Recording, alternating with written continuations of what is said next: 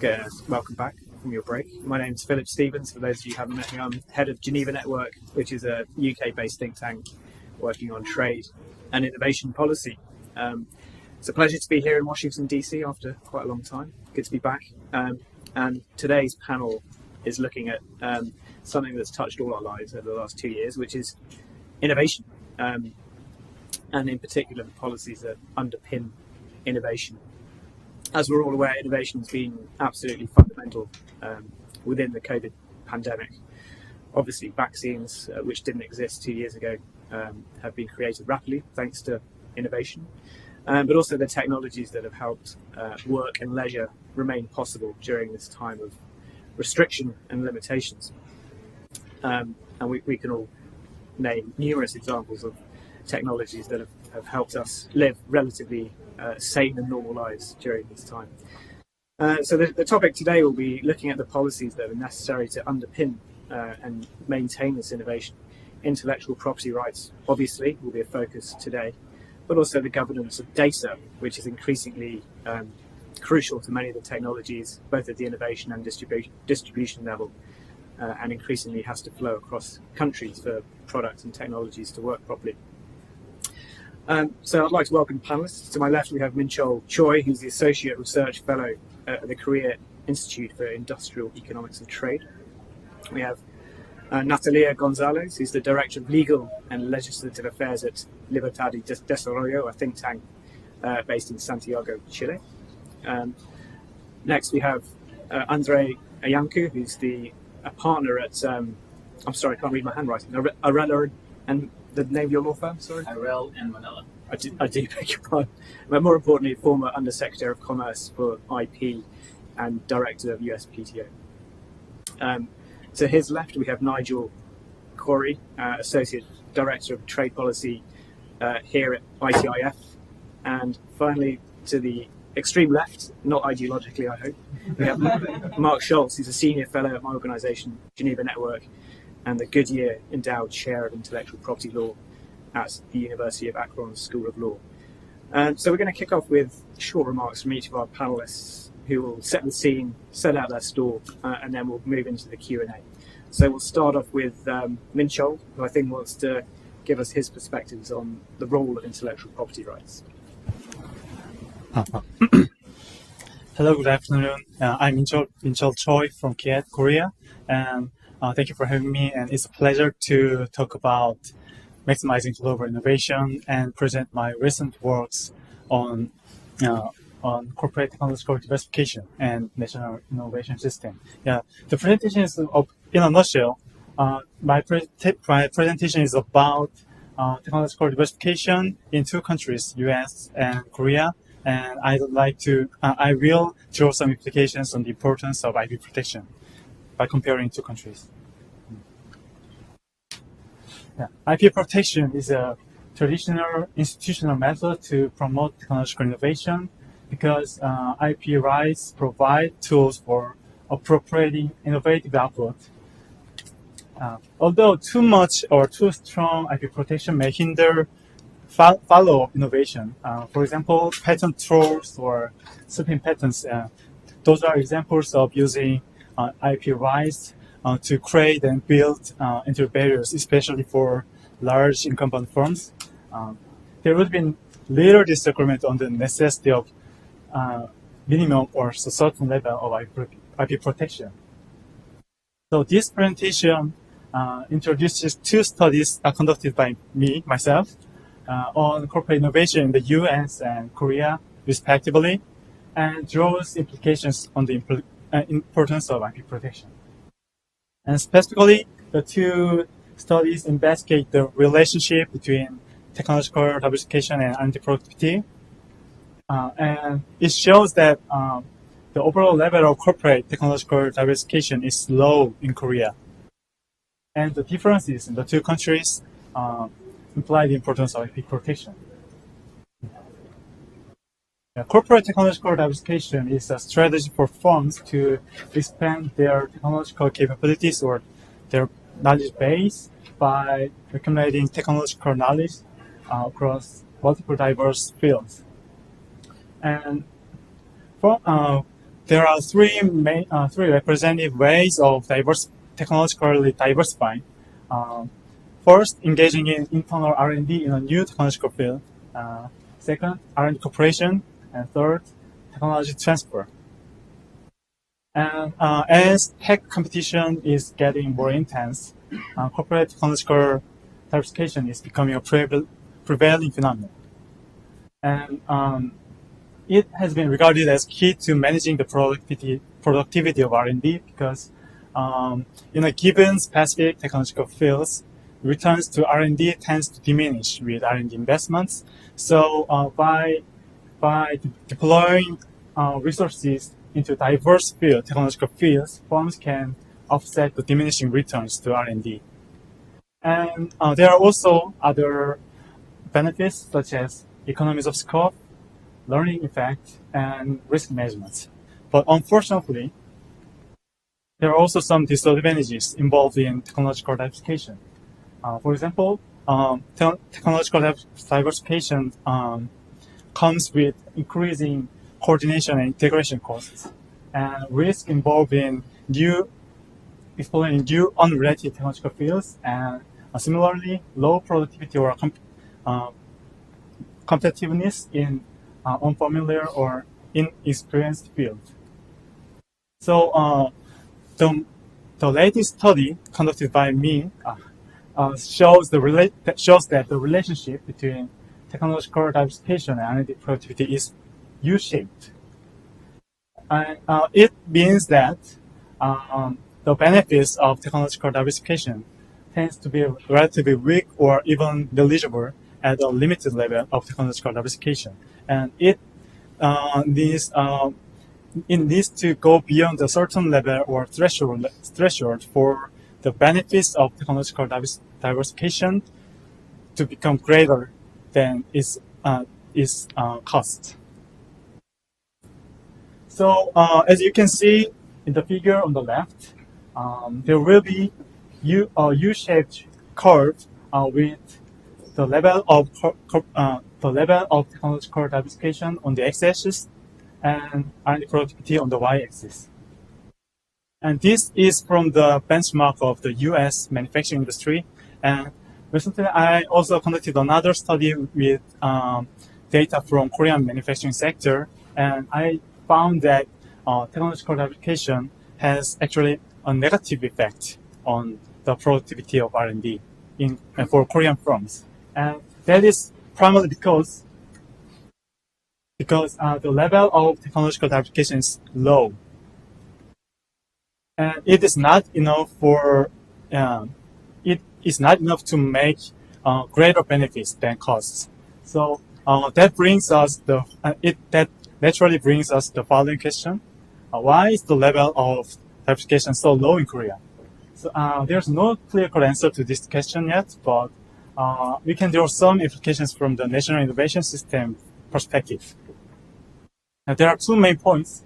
First is about policy system. Korean industrial R&D policy is characterized by strategy focusing on some specific promising technological fields, which include smart manufacturing, future mobility, smart healthcare, and green energy. Yeah, and these types of intensive R&D investment in some specific promising fields can lead to efficient R&D overall, but on the other hand, may hinder technological diversification. So, and the other point is weak IP protection. Yeah. The U.S. is naturally the first in the IP environment, while the Korea ranked 12th.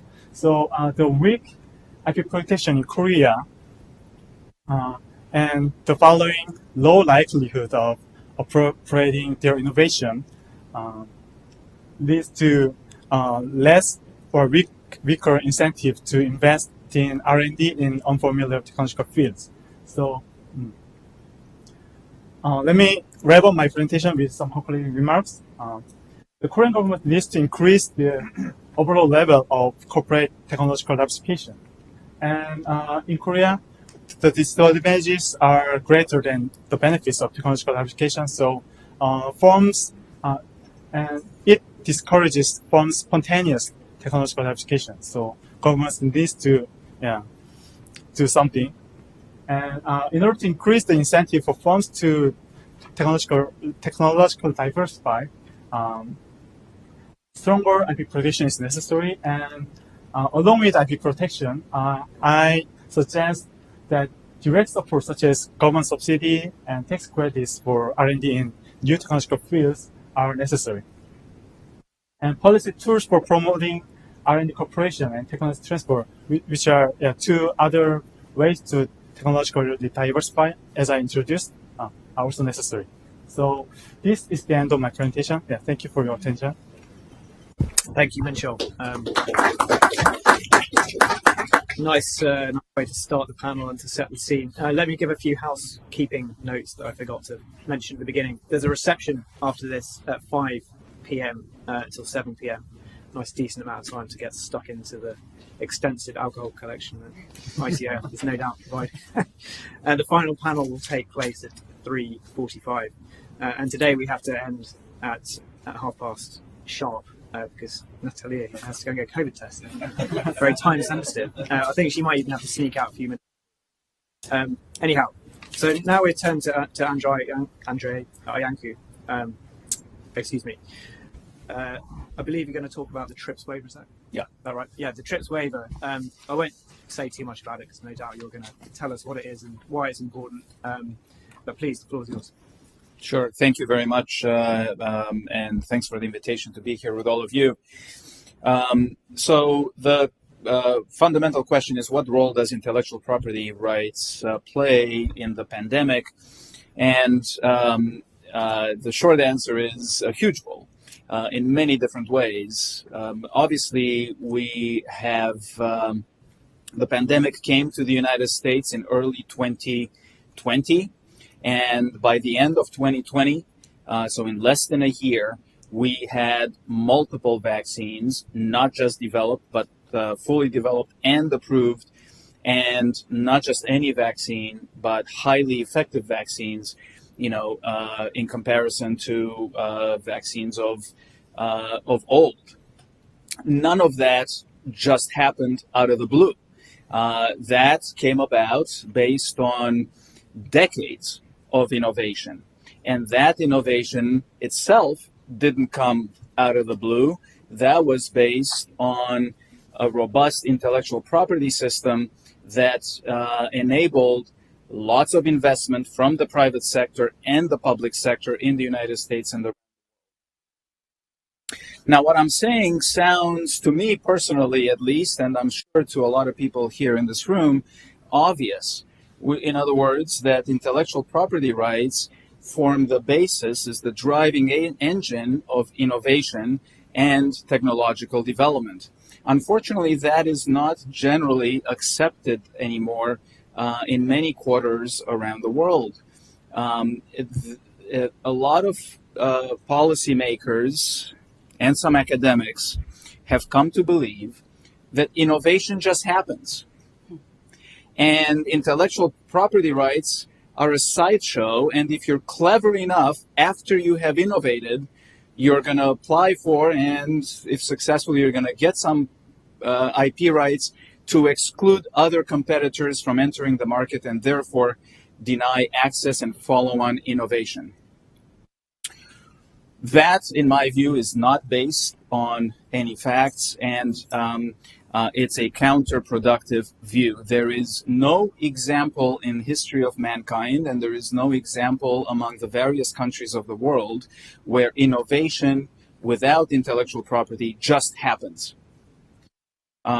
Everywhere where innovation happens is in a system of robust intellectual property rights. Now, many other things have to fall into place, obviously, not just IP rights, but IP rights are a necessary ingredient for this. So IP rights have played a critically important role in the creation of the technologies that are helping us manage the pandemic.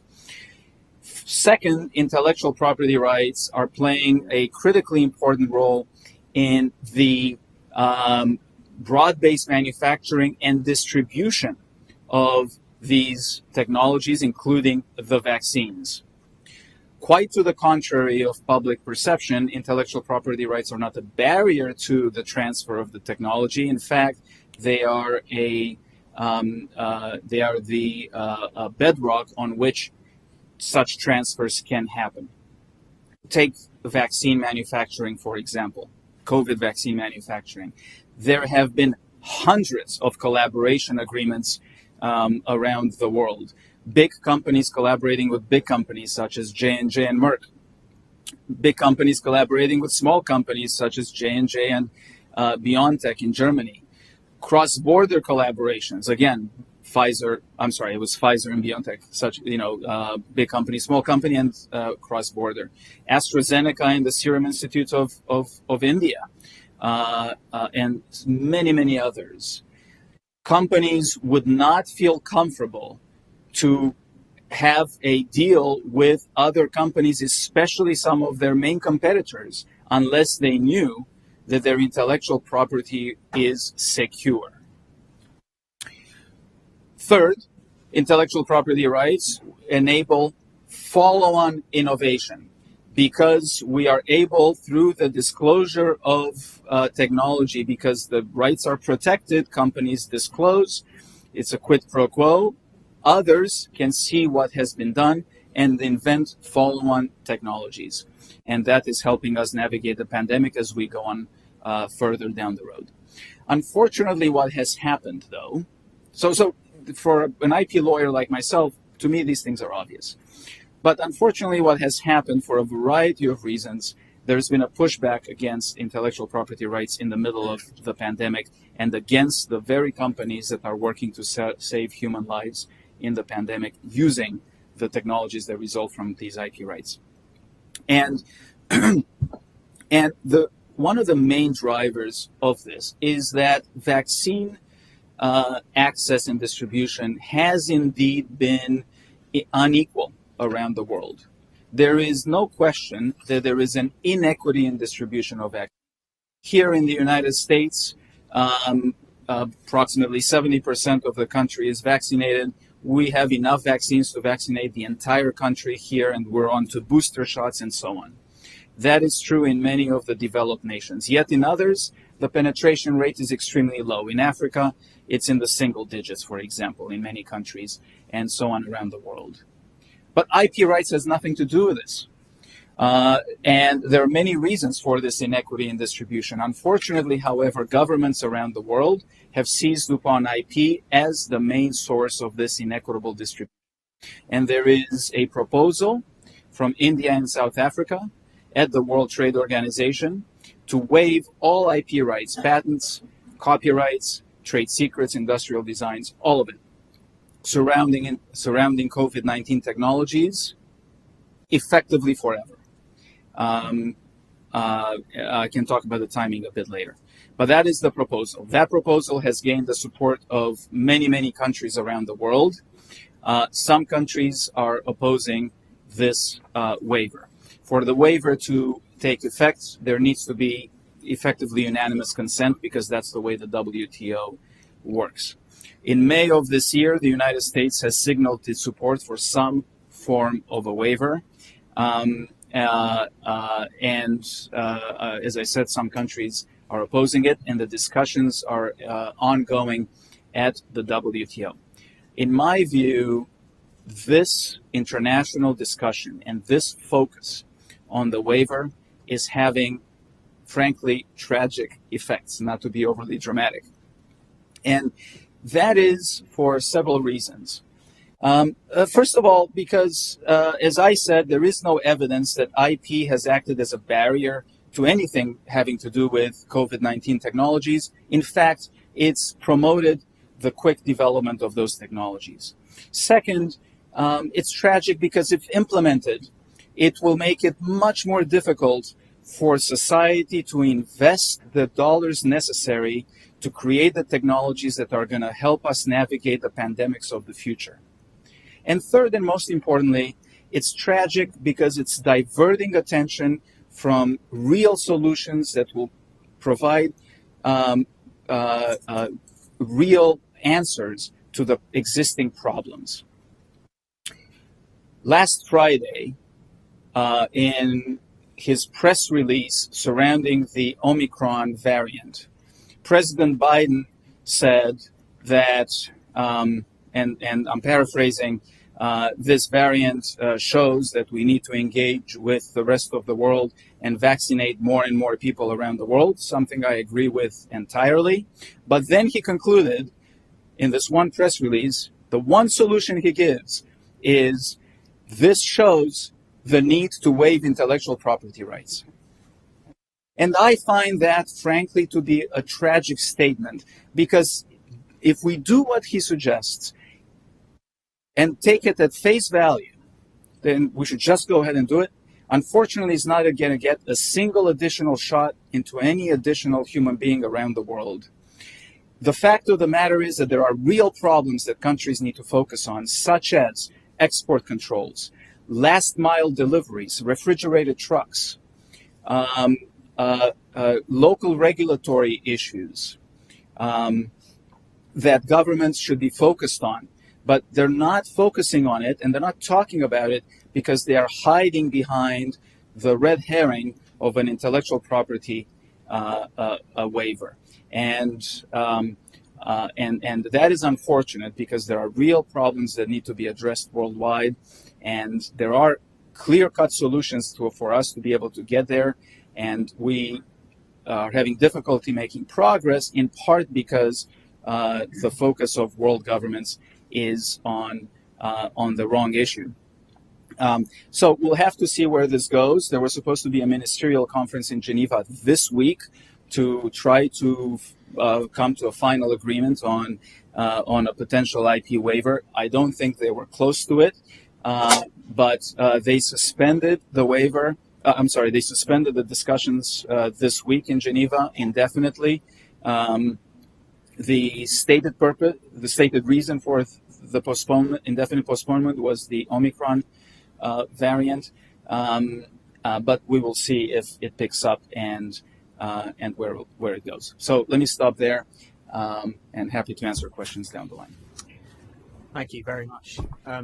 For those who are interested, I think your views are more set out in more detail in a paper available at the Centre for Strategic and International Studies website. And also, Mark has written a very interesting paper on the role of trade secrets in COVID vaccine manufacturing, which is available at the Geneva Network website, so do check it out. Natalia, please give us the Chilean perspective on all this. We've heard enough of America and the EU and so on. Let's hear what Latin America thinks. Thank you, Philip. Thank you, Stephen, for the invitation, for gathering us all together one more time. I'm going to follow up from your presentation, because I think that what's going on in this discussion is that there is like a leaked contradiction between like free competition and industrial property rights. And that contradiction is put into place, but it doesn't really exist. When you look competition from a more dynamic perspective instead from a static perspective, you would end up concluding that actually industrial property rights and free competition rules are complementary towards the goal of obtaining more innovation. But this is hard to read for some politicians, for some public actors. So actually, industrial property rights or intellectual property rights are enabling instruments for innovation. And as long as there's more innovation, then you are opening the space for new actors to entry and compete and challenge the current actors in the market. So these are complementary rulings. They're not contradictory, as they should sometimes appear in the public debate. So we're not going to solve the problems of supply shortages, of distribution channel problems, overriding IP rights. Actually, they have nothing to do with that. And I think that overriding those rights or suspending them for some time would really create such a terrible precedent. Because if you do it now, if you do it once, what's the problem with doing it again for the next crisis or the next pandemic? Besides these allegations about contradiction between competition and industrial property, you do not see it reflected. If there's monopoly preventing other actors from providing vaccines, then why do we have the amount of vaccines that we have right now? There's almost 6 billion people that have already been vaccinated. The availability of the vaccines by various laboratories has shown that this is not a monopoly problem. The problem is in other aspects. We have a supply problem. One of the vaccines actually uses a Chilean supply, which is in shortage right now because the demand is so, historically huge. So you're not going to solve those problems by overriding property rights. Instead, some countries, and Chile is in that position right now, confronted to the waiver issue, are promoting the solution that the solution should be revealed by trade issues. So the more trade and the more you promote less barriers on trade, then the solution will come. And so they have formed a group, which is called the Ottawa Group, with 12 countries, that they are promoting solutions for trade barriers, for supply channels, for distribution, to facilitate the distribution. Of course, it's hard for countries like Chile because we have a very deep commercial relationship with the U.S. So sometimes countries like ours won't appear in the public opinion as contradicting the U.S., but they have found what they call this third way, in which what they are promoting are exactly measures in which you can promote trade, override trade barriers to overcome the problem of vaccines that are not available in underdeveloped countries. So we'll see how that goes, and if the discussion takes place again, because now it's suspended, as you were saying. So I believe that treaties also provide certain flexibilities that states could look at, and also the voluntary licensing agreements that are available right now. If we override intellectual property, the advances in agreements or the contracts that are being used, we're gonna risk those contracts, and those contracts are really needed if you think of the variants in this pandemic. So thanks for that. Am I correct in assuming that the Chilean government is going to oppose the waiver when the discussions reopen? Or yes, and they're going to offer this other way, this third way, which goes to promote health in trade. Yeah, the Trade and Health Initiative, yeah. Supported by the Ottawa Group. Yes. Great. Well, that's good to hear. Thanks for that, Natalia. Let's slightly change the topic, turning to Nigel. So, as our panelists have already suggested, a lot of the R&D or innovation or research that's taken place in these vaccines was the result of collaboration between different countries, different companies, but that often involved data flowing between organisations and across borders very often.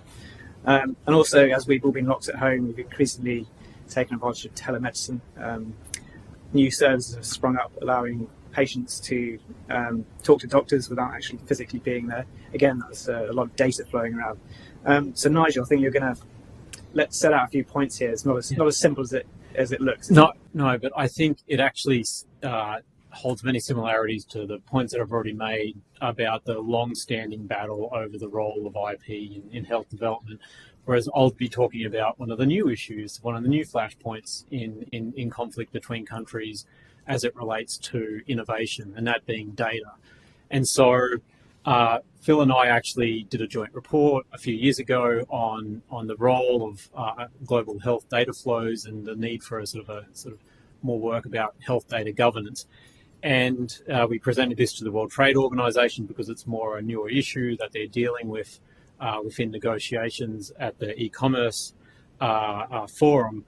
But it at the heart of this report that we did was that the movement of health data is a critical component that countries should look at as they seek to use data and digital technologies to drive better health outcomes. So in a way, I see data, the free movement of it, as another essential precondition alongside IP.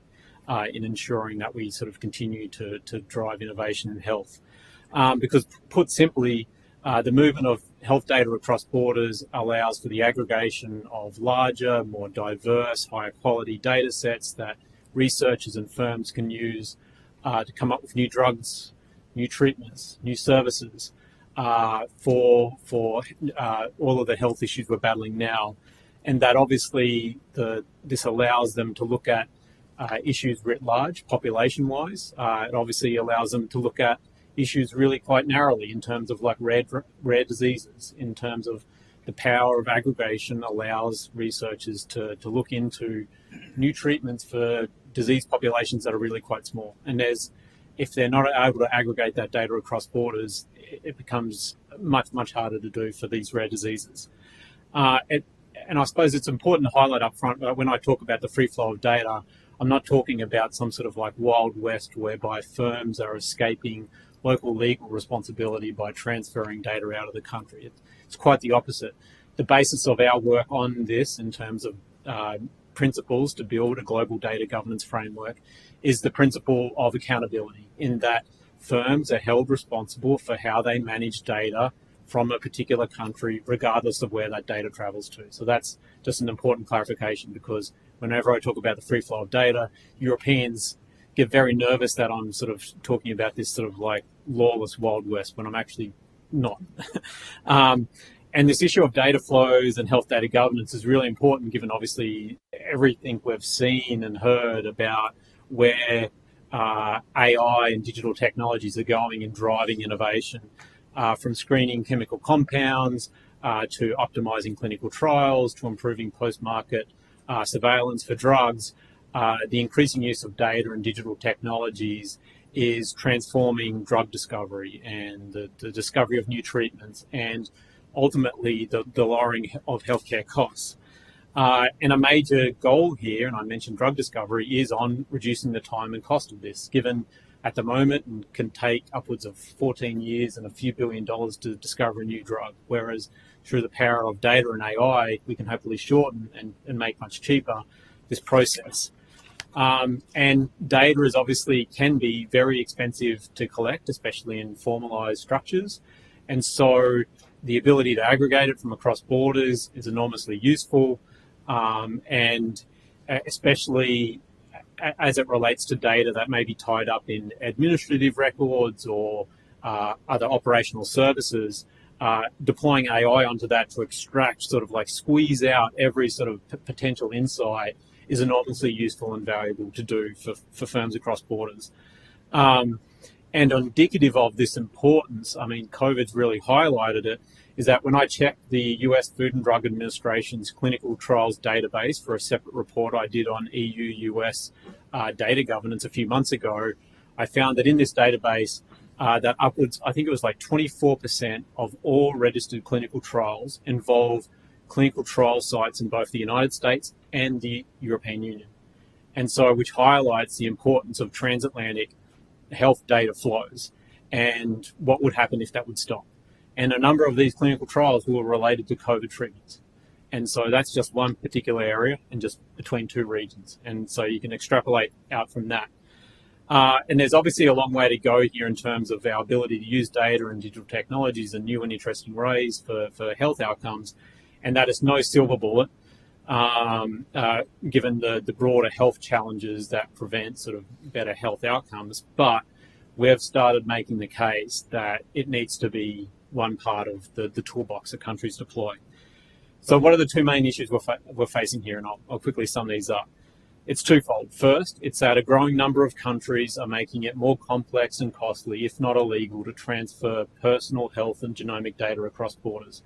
And this is the European Union, Russia, Turkey, India, China, my home country of Australia, the United Arab Emirates. If they're not able to transfer that data across border, the big firms are obviously not going to set up R&D units in every country. It just goes against the grain of the power of cloud computing and data analytic units. My report that in June I did on global data localization and data governance basically collected every known case of data localization where countries force firms to store data locally, And it showed that 62 countries had imposed 144 restrictions, with dozens more under consideration. And that was a rapid increase from just 5 years ago. The second main issue is that domestically and internationally, there's a disproportionate focus on enacting restrictions around the collection and use of health and genomic data. And to a degree, that's understandable because it's obviously very sensitive data. But enacting greater restrictions does not lead to greater health outcomes. And so one of the points we make is that there needs to be an equal emphasis on how do we create a legal and regulatory framework for the reasonable, responsible, and ethical sharing and use of data so that consumers can, by their own consent, contribute their data to research or issue-specific projects like health data registries, which exist for lupus and colon cancer and all sorts of other diseases. We need to ensure that the system allows people to recognize that, hey, I can contribute something here, and that in aggregate, that could lead to something new and useful for the next generation. In conclusion, it's sort of self-evident in a way in terms of like the enormous potential benefits of new digital health technologies for us all. Like we're all seeing it day to day. I am an expectant father. I'm having a baby in birthing class over Zoom tonight. I've already had genomic markers tested on my baby and my wife to clear us from certain known diseases. Like I'm living it. And there's obviously a lot of work that needs to go into addressing health data and privacy protections, but there needs to be just as much emphasis put on like how do we work together to build this framework to share and aggregate the data so that we can all benefit from the power of AI and other digital technologies for the future. Because unless we can do that, unfortunately, the general trend is that more and more countries will enact restrictions on this data in a misguided sort of industrial development, misguided privacy sort of panic, and we will lose out on the opportunity to really maximize the benefits that come from health data research and such. So I'll end it there. Thanks, Phil. Yeah, thanks, Nigel. Just quickly, before we move on to Mark Schultz, looping back to the earlier panels about the relevance of the WTO, is the WTO leading any initiatives to try and harmonise global frameworks for data? One of the 62 issues on that the WTO is dealing with to prove its relevance and worth is that within the e-commerce negotiations, there will be very hard discussions between the US and Europe and China about commitments on allowing the free flow of data, such that the United States has already done with the US, Mexico, Canada trade agreement and with the CPTPP in the Asia Pacific. Because Europe takes a very different approach to privacy, and that is a major barrier to health data flows, whereas China just straight up blocks firms from transferring genomic and health data, and so it's hard to see an ambitious outcome there that provides the type of certainty for the movement of health data that we would ideally like to see. Thanks, Nigel. We'll touch on some of those issues a bit later on. So we've done health, which is pretty serious. Let's take it down a notch with Mark and talk about this goggle box, television. Television's been quite important, I would say, to people recently. But yeah, this is another area of regulatory confusion in many different countries. So I think Mark's going to say a few words on some emerging issues that are cropping up around the world on streaming television and video on demand. Thanks, Phil. I've probably spent the majority of my waking hours writing, researching, and speaking about IP and COVID for the last 18 months. But now for something a little different, let's talk about the industry that entertained many of us while we were shut in, particularly video streaming on demand. And I think this is worth considering because it's actually a really significant area of digital trade and an emerging industry and an emerging area of regulation that's quite complex. But streaming services reached over 1 billion subscriptions last year. It's now about a $70 billion industry, expected globally expected to grow at a compounded rate of about 21% for the next 7 years. Now, streaming, unsurprisingly, at the moment constitutes the majority of revenue for the global motion picture industry, because we know theaters were shut last year, but it was already on the verge of getting there. It was getting close to being the majority of revenue, and COVID, like it did with so many things, accelerated those trends. Now, regulation of video streaming on demand really falls into three categories. First, there's cultural policy. Second, industrial policy. And third, I guess what I'd characterize as sort of legacy regulation or regulation by momentum. It looks like a television station, so we're going to have the television regulators regulate it as if it were television. That kind of regulation often has disastrous consequences, but I won't say much more about that. But I will talk about various examples of cultural policy regulation and industrial policy regulation. So, we've been talking today about trade and some very familiar institutions, and over the recent decades, although the Washington Consensus seems to have evaporated, the Washington Consensus for decades was that trade was good, right? The exception was always cultural goods, and it remains the exception today. And so, for example, countries are typically worried about being dominated, and perhaps by American culture most often. And so they institute policies to try to protect local culture, and they're more often allowed to do this than they would be in any other area of trade. So the European Union, for example, has an audiovisual media services directive. Currently, that requires 30% of local European content on their services.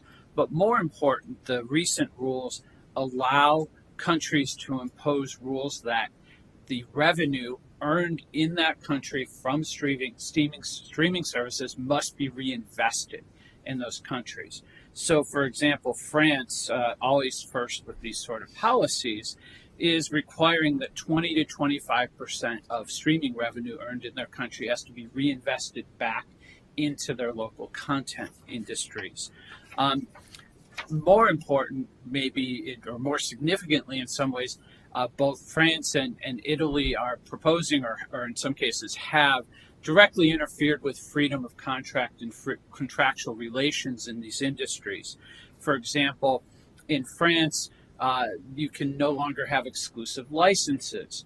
So what we typically see is long-term relationships. Netflix, for example, might license a series for a long time.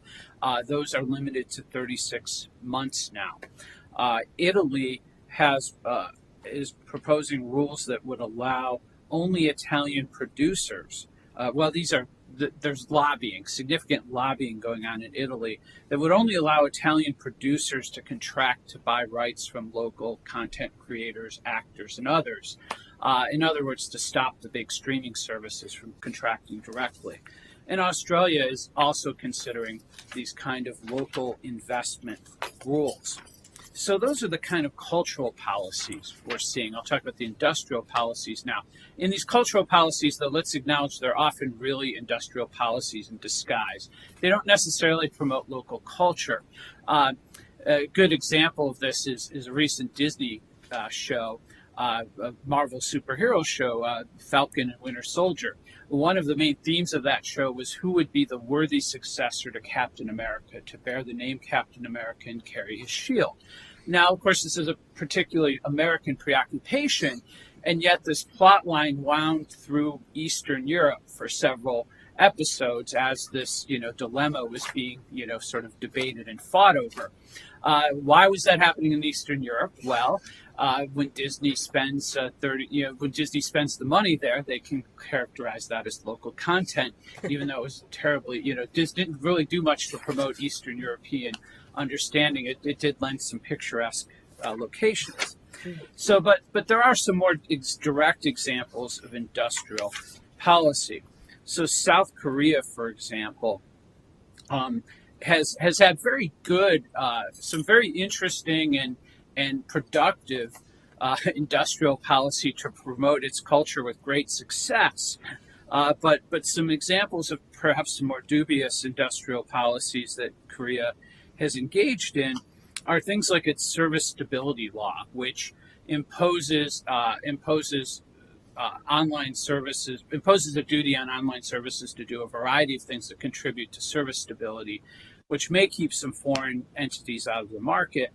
But also internet service providers pursuant to these type of duties, the service stability law, would like to see streamers pay what are called network usage fees. In other words, a lot of Netflix content goes over Korean bandwidth.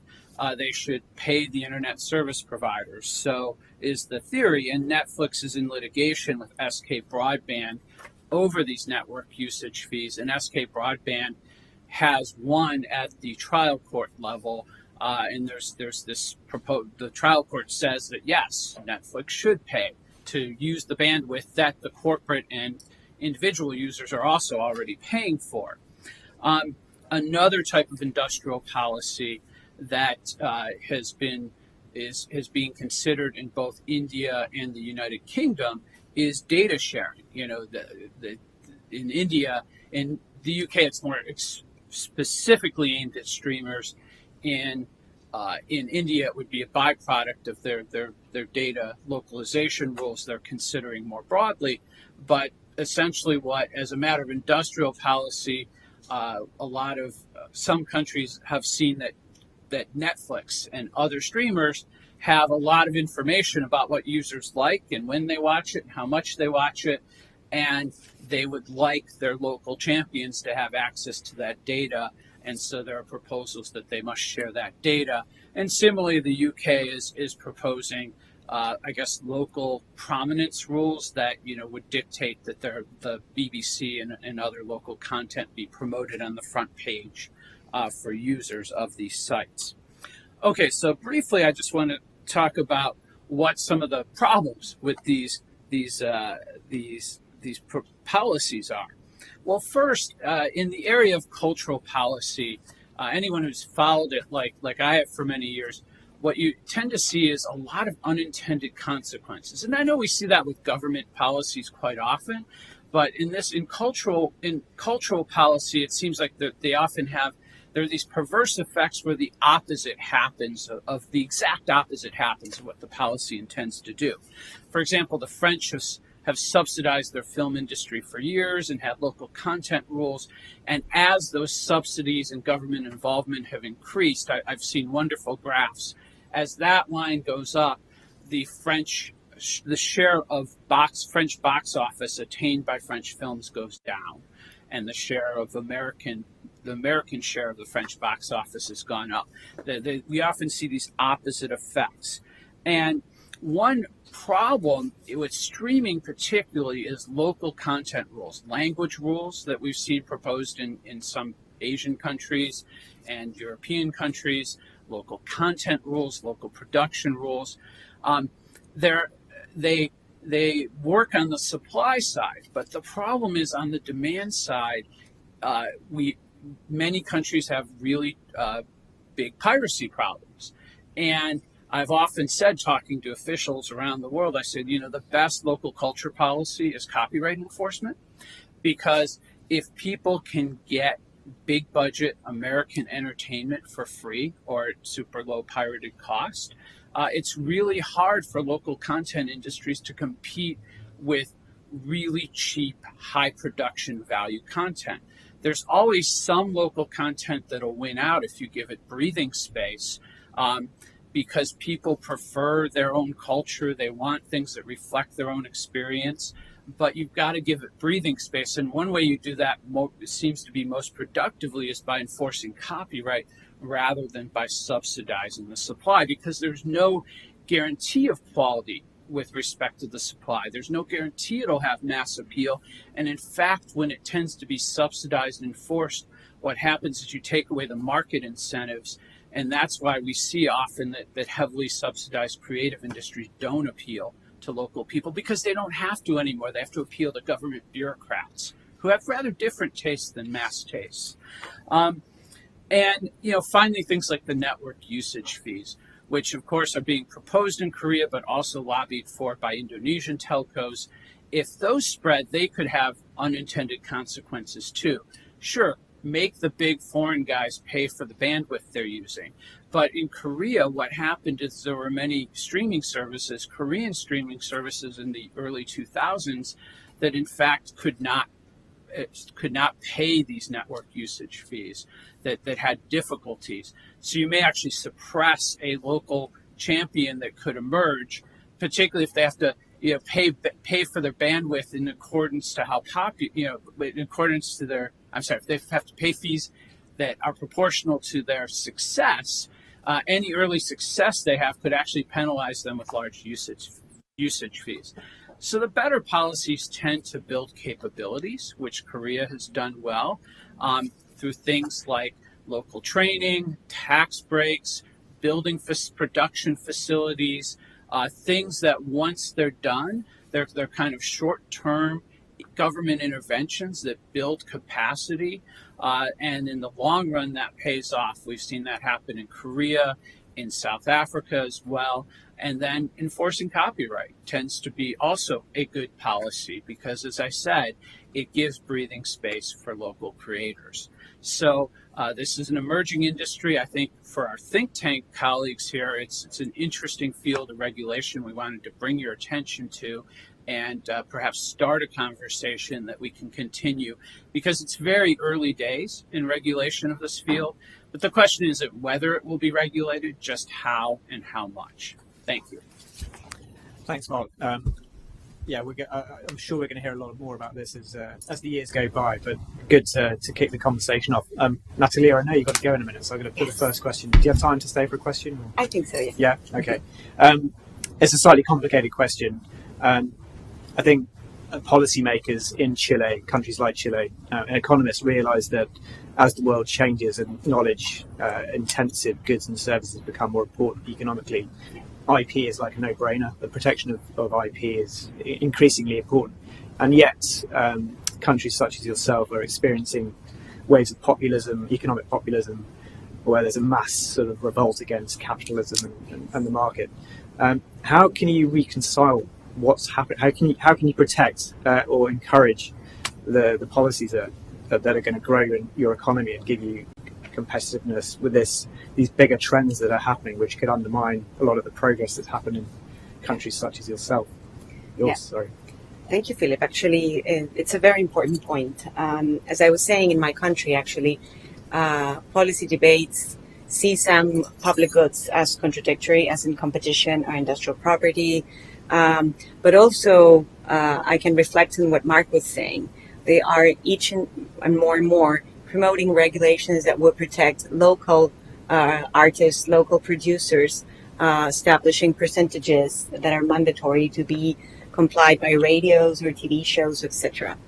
But I think in innovation, we have an opportunity because, as contradictory as it sounds, the same guys that are promoting the policies against property rights because they see in property rights somehow like an obstacle for competition or for other goods, these guys are the same that promote entrepreneurial innovation. And these guys are the same that are putting on top of the public discussion and doing congresses of the future, as they call them, promoting innovative solutions to in many disciplines. So at Libertad Desarrollo, we work, for example, with a lot of congressmen, and we have found a way to defend property rights, industrial property rights, intellectual property rights, when you approach this congressman through innovation. So when you are able to show them the correlation, which is a strong correlation, between property rights and innovation, and between property rights and the appearance of new actors, SMEs, then they would hear you and they would turn out to be more rational in their proposals. So as contradictory as it is, because they are promoting waiver of property rights, actually they are limiting property rights, I guess, in the new proposal of constitution that we're going to have. When it comes to science and innovation, you can revert that approach. Yeah, I think you're right in that there's enough data and evidence out there showing that IP is particularly important for small companies. Yes. That's often the only asset they own, Yeah. whereas bigger companies have plenty of other things to fall back on. Yeah, and politicians don't want to enter into a fight with SMEs, at least in Well, Chile. quite right, yeah. Yeah. So I think that's a good angle for groups Yep. like ours to Yeah. explore in the future. But feel free to Thank vanish you so now. much. Thank you for your Thank you. your efforts. Good luck with your COVID test. Hope Yes, it doesn't thank you. hurt. Thank you. Thank you. So we've got about 10 minutes left, and I wanted to put this to Minchol in Korea. And Kyunjun Song is about to leave the room. Kyunjun, before you head off, maybe. Oh, you've got to go as well. Okay. So I'm going to leave this for you, Minchol. So South Korea is like a case study of the anti-intellectual property community. They claim that South Korea developed owes much of its development to the copying of high-tech goods and services that were made elsewhere. And only when it reached a certain level of development, then it became interested in intellectual property rights. Do you buy that? Do you agree with that analysis? Or do you think there's a more complicated story to tell? For economics, it's a very hard question to answer, but I believe that there is optimal level of IP power to spur innovation. As I said in my presentation, then I'm not sure whether the current level of protection is optimal or low or higher. So, but I'm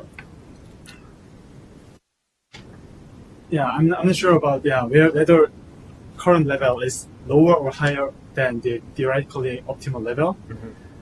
But I think Korea has pretty high standards of IP protection. I mean, there may be some differences with the US or Switzerland, for example, but it's a fairly high, it's a high tech economy and it has a high level of protection. I suppose the question is, do the policymakers in Korea, believe in IP, or do they still see it as something that they have to do to satisfy the Americans?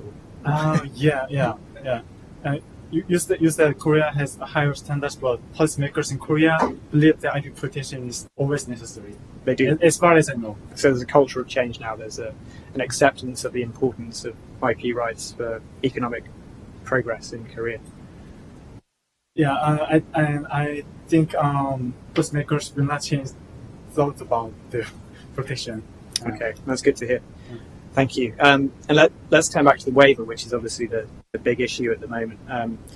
I think we've heard some cynical people might say that support for the waiver is involved in comes to industrial policy, the desire to take new technologies and implant them in your own country to get a boost up. Andre, do you see that as a valid reason to support the waiver, and do you think countries are actually doing that, or do you think this is all about humanitarian needs? No, unfortunately, I don't think it's about humanitarian needs. I think the humanitarian angle is being used in the public debate. There's, in my mind, this is an old debate. It predated COVID. There are people who have disliked the TRIPS agreement for decades, from inception, in fact, and they've been fighting this battle for the past couple of decades, and now are using the pandemic and the populist views on access to vaccines to regurgitate the old arguments. It is being used as a boost up in industrial policy by some countries. But to answer your last question, no, I don't think it's valid. I think, waiving intellectual property rights might give you a temporary boost in a static economy. Eliminating intellectual property rights or weakening intellectual property rights, waiving them, whatever, will indeed create immediate widespread access to those technologies in certain circumstances, but that's it. It will dramatically harm the dynamic competition down the road and the dynamic innovation ecosystem because the investment dollars will no longer flow into the innovation economy. Okay, and Mark, gonna ask you to turn your mind now to IP rather than streaming. So, building what Andres said, assuming that a country does want to boost its economy by developing new manufacturing plants for mRNA vaccines in sub-Saharan Africa, for example, and the TRIPS waiver is in effect, imagine that's happened. Is it going to work? Is it possible? Can that technology be transplanted from here in the US, for example, to Kinshasa, Uganda? So I've spent a lot of this, as I said, I've spent a lot of the last 18 months doing research on this, including talking to manufacturing experts from the leading vaccine makers and their IP council. And the difficulty with transferring know-how is that it's a very collaborative process. For example, when Pfizer went looking for partners, and it did, Pfizer found a lot of manufacturing partners because when we talked to Pfizer in our research, they told us, it's quoted in our report, we could not do this on our own. We had to find partners. And they tried to find all the partners they could that had the technical capacity to do this. And so when Pfizer, for example, decided to work with Thermo Fisher in Italy, they spent 7 months. They transferred over 4,000 pages of confidential information. They put a staff of 21 people on site at Thermo Fisher, working side by side with Thermo Fisher employees to train them how to manufacture the vaccine. So this is not the sort of problem where you take a recipe, and even though we may know you don't even transfer a recipe that way. Sometimes grandma has to show you how to make the recipe. What's on paper isn't enough, but it's certainly not in this case. This is such a complex process with hundreds of steps, hundreds of ingredients, many of them novel to these vaccines, and it's brand new technology.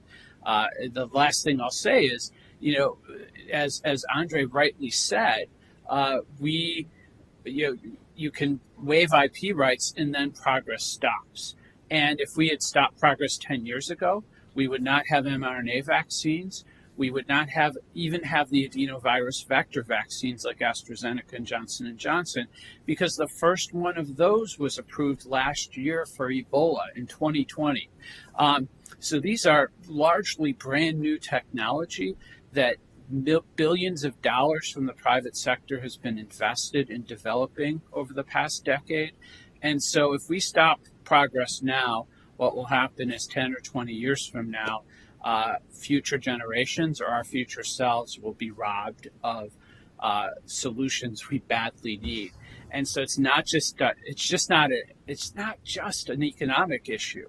It's also an ethical issue. What do we owe future generations and future people? We owe them more innovation and more cures and more ways to improve lives. We have to keep the system going. Great, thanks, Mark. I think that's a nice place to end. Sorry, Nigel, I couldn't think of a way of getting data back into the TRIPS debate, so apologies, but we can talk about it at length afterwards. Unless there are any questions from the floor. We got one question, please, sir. Do I need a mic?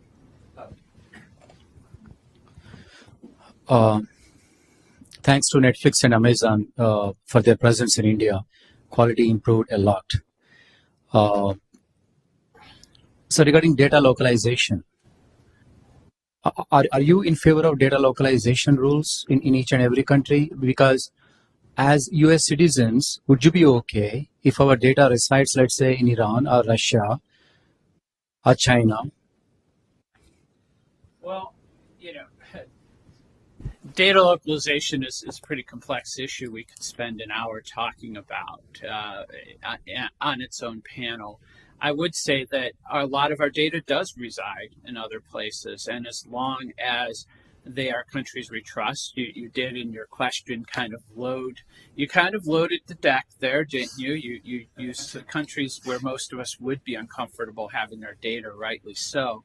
But we do transfer data across borders. We do have employee data residing in other places. If you work for a European company, they have data about you. And that's okay because we have trustworthy regime, have protections, and yes, we need to work on that, but it won't necessarily increase security or proper use through data localization. It may make data more vulnerable to attack. So data localization rules are troubling, and they've been estimated to greatly increase prices for consumers too, because they require a lot of duplicative services.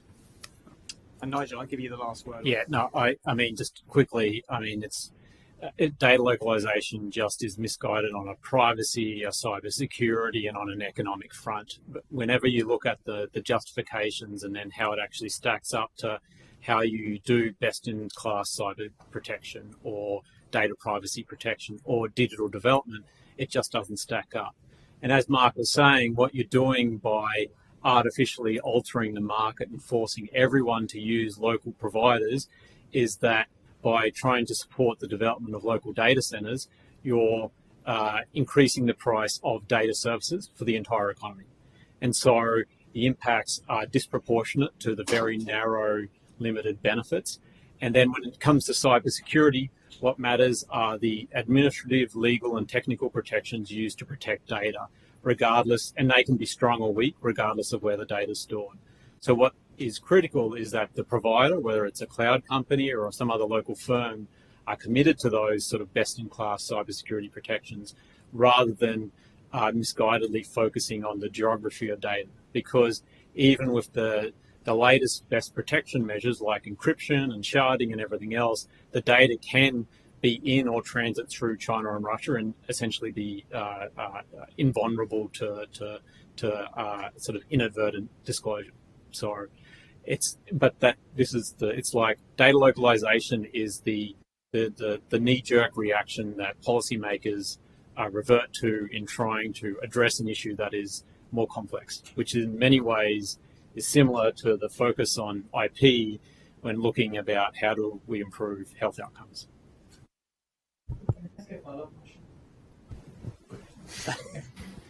Let's take India into consideration. For an Indian citizen or for the Indian government, let's say it wants to have access to data from a company for a legal reason.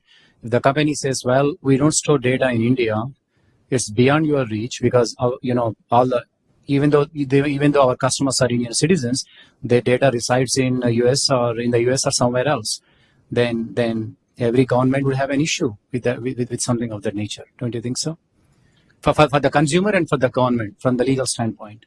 I mean, then the responsibility falls upon the firm to manage the data as per regulations, whether in India or elsewhere, so that regardless of how they store it, that they can fulfill those requests if India has that. That's the nature of it. It's up to the firm to do their due diligence, which is what they do when managing their data across jurisdictions. If that means they identify certain jurisdictions as problematic and that they decide not to store data there, then that's up to the firm. And that's essentially what we're seeing in many ways. Like there would be very few US firms that would be choosing to store data in China because they realize the enormous legal complications that would come from doing it. So they just don't do it. It's not that the government necessarily needs to tell them to do that, but their own internal assessment will tell them to do the same.